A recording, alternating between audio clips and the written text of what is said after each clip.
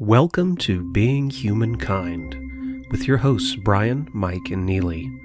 We explore what it means to be human in a time of disconnection. Tell us about your first love, whether it was a person, place, or thing.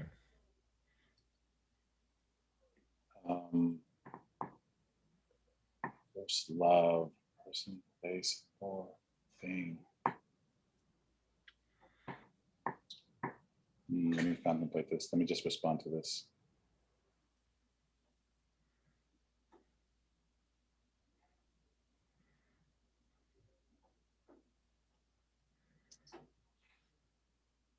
Tell us about the first.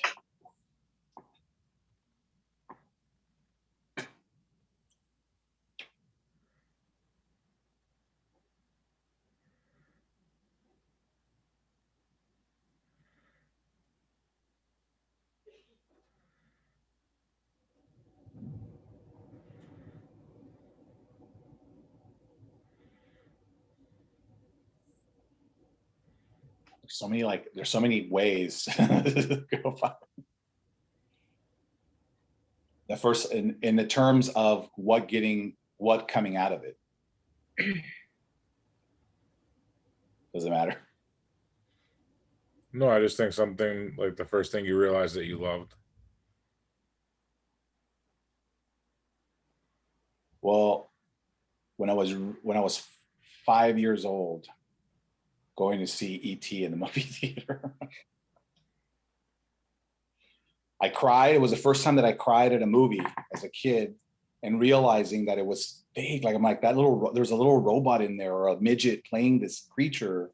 But here I am crying like a little girl because I feel it so much. Like, that's when I discovered movie magic.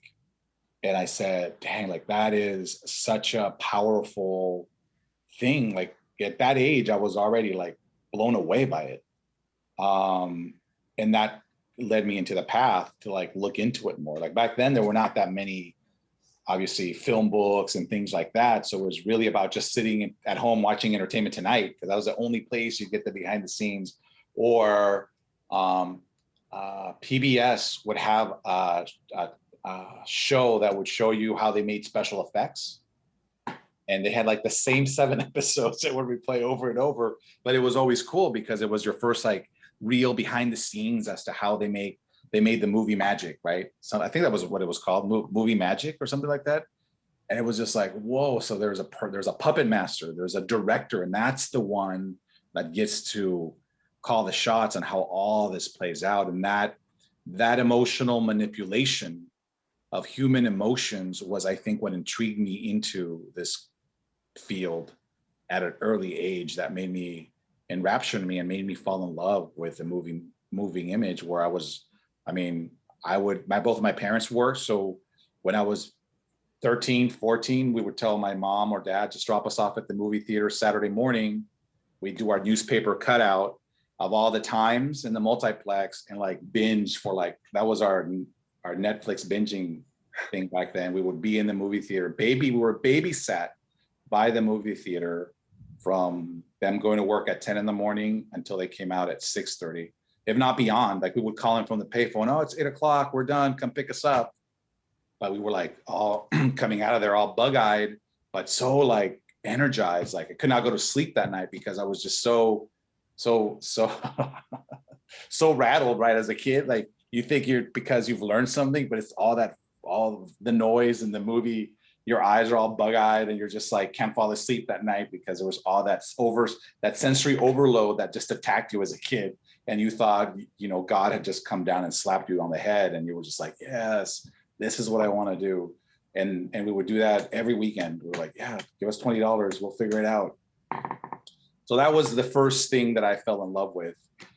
And later there was that neighbor girl that lived around the corner that transferred to our elementary school. And I would like walk with her to school. Then we would walk back. And then she had this fascination with kittens. And I was like, oh, we got like 7 cats in my house. Come over. She's like, oh, really? And she would come over and she's like, I want to be a lawyer. And I was like, what? And she goes, back in the day, you'd watch there was these back-to-back courtroom shows. It was like the judge, superior court, divorce court, and people's court, like for 2 hours. And this girl she would watch it, like she would watch him, like, and she said, well, if I come over, can I watch my show? You could watch it with me.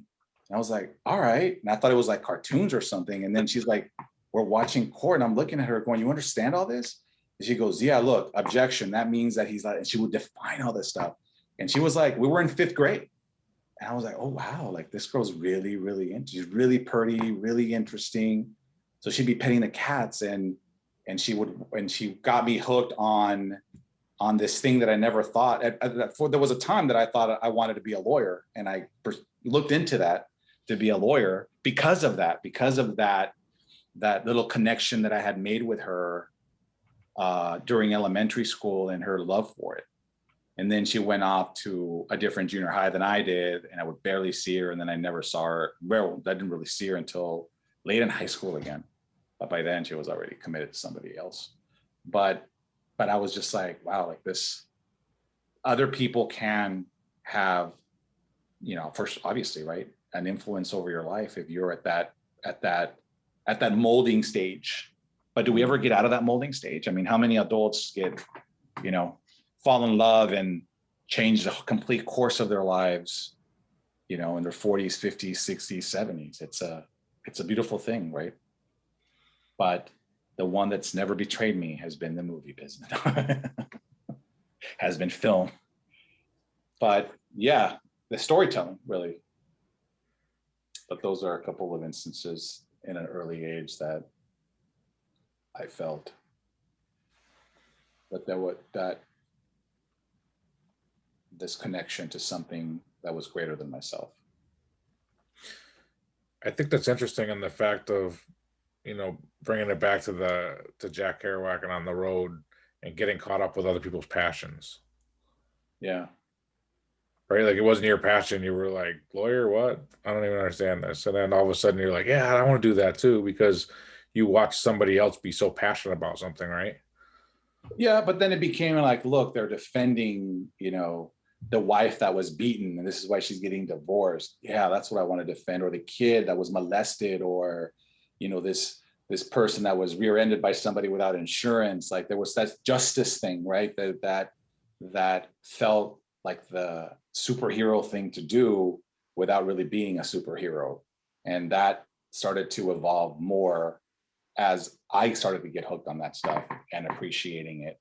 I did mock trial in high school. Like that was, and it was fun. I enjoyed it. I go, wow, like it's really, but film always, storytelling was more attracted. I was more connected to that and felt I would feel more fulfilled, I think, going through that struggle than the law one. Do you think that your approach to filmmaking is like mirrors that approach to justice, that trying to help people find their own justice? It's funny you asked that, because I've been tinkering with, I've been playing, writing, outlining stories that are about social justice during this now, like recently, when you're in, I remember I'm at the American Film Institute, and they had a private goodbye interview with all the students. It's like 28 of us in each class. And they asked me, well, what kind of filmmaker do you want to be? And I didn't have an answer. I was just like, well, one that tells good stories. I was like, what do you mean? Well, it's like, in this business, they like to pigeonhole you. You're either going to be a horror director, a comedic director, do soap operas for TV. Like, what's going to be your niche? I was like, well, I guess dramas, if you're really going to pigeonhole me. And I was really perturbed by this. How dare another artist ask another artist, what's his pigeonhole, right? But I wasn't aware of how much influence one can have with still tell a good story and still have a social conscious message behind it. And I think some of the most powerful films we're seeing now have that, especially in the climate that we're in today, that just that if it's done right, not only can it give you that point of view, but also entertain you at the same time. And that I find such an artistic, fascinating thing to be able to conquer. Did you see the Five Bloods? Mm-mm. You haven't seen it? Watch it. I went in there also going like, I don't know, I'm gonna like this. I'll just let it play. But did you ever see a movie called Treasure of the Sierra Madre with Humphrey Bogart? No, you've heard the phrase badges. We don't wear no stinking badges. Mm-hmm. Well, it comes from that movie Treasure of the Sierra Madre. It's about them going to steal this, to find and steal this treasure, and then how greed overtakes them, and who ends up really getting the treasure. Who does this treasure really belong to, right? And so this movie came out in the late 40s, I think. And flash forward to now, The Five Bloods is inspired by that movie, but in a very, very modern way right now. And it's very, very well done, I thought. Very well acted. But yeah, so my point being, that's the social message, being able to entertain. And that's again, there's nothing with a brainless comedy, but then you start asking yourself, there's only so much time you have. What do you want to leave behind that's going to matter, that's going to have a strong message that you can be proud of and say, well, this was my take on it. Right? And I think those are the things that really speak to me right now. It could all change. We're human, we grow, things evolve, we evolve, but right now that's where I'm at with the storytelling level of it. Well, even like the documentary Illuminated, right? That take on it being an honest look at the history of the Bavarian Illuminati and how they came about. They were just these free thinkers that wanted to get together and share the stuff that was being censored by the church. Luckily, one of the main guys worked in the area where the censored books were coming through. So he was grabbing the books and saying, oh, this is interesting stuff. Let me take this, borrow it, and go share it with my best friends so we can be more open-minded and aware of what the world around us is talking about that the church won't let us discuss. And that's how they began.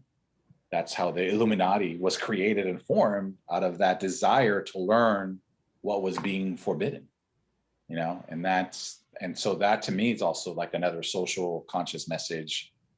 And that documentary, that's why that's what I enjoyed the most of it, is that angle of that story.